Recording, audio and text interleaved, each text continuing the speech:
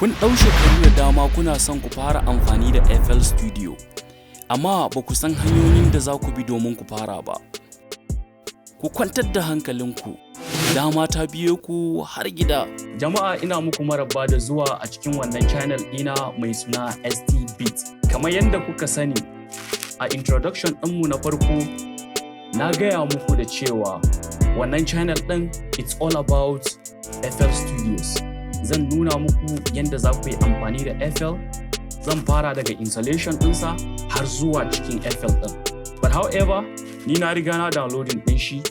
Yanzu abin da zan yi zan nuna muku steps ɗin yadda za ku yi ku installing FL a cikin computer ku. Bari mu je kan desktop ɗina. So abu na farko da za ka yi ya zama dole sai ka sami installer ɗinka. Ni ina da nawa gashi nan akan desktop, FL installer ɗina. So in ka buɗe shi zaka ga guda biyu. So yanzu ni Windows nake yin amfani da shi ba Mac bane. So bari mu je yanda zaka installing. First sai ka right clicking akai. In kai right clicking zai nuna maka wa'innan options ɗin. Run as administrator, sai ka clicking ɗinsa. Sai ka running ɗin shi as administrator, sai ka ɗan jira na wa'insu mintoci kaɗan. Wani message zai pop in. Bari mu jira shi.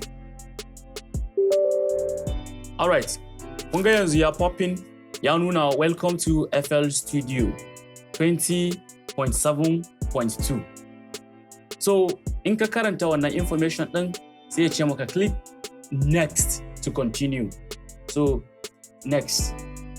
Wa'innan general terms and condition ne na FL Studios. So sai ka karanta shi, because of wannan tutorial ɗin ba za mu iya bin sa duka mu karanta shi ba. Sai ka danna kawai agree. So sai ka sa current user only. Current user. Sai ka selecting, sai mu je next. So a nan wuraren baka da wayansu abubuwan da kake bukata ka yi. Za ka iya selecting ko 32 bit ko kuma 64 bit da za ka yi amfani da shi. So it's already there. Ni ba na son wani abu a wurin nan, kawai next. Sai browser. Then inda folder da kake son FL Studio ɗinka ya je ya zauna.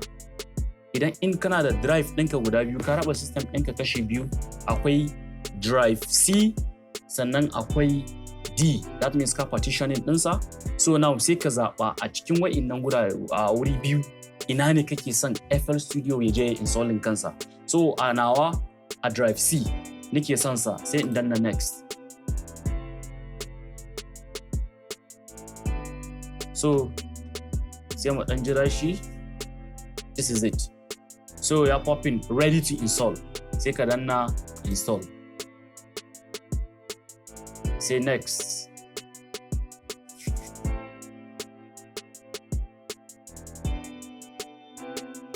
So kun ga ya fara installing. So immediately idan in ya gama wannan installing, zai nuna muku wa'insu informations.